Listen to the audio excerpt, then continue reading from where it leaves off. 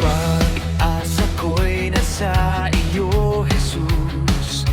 Ikaw ang dahilan ng kasiyahan ko. Nasa iyo ng puso ko, hindi ko na kayang mawalay sa iyo. Ikaw ang daan, ang totohanan ng buhay, tanging sa'yo, O Kristo Jesus, matatagpuan. Ang kaligtasan hinahangad ng buong mundo, at ang buhay na walang hanggan ipinangako mo. Ang kabutihan mo ay hindi magbabago.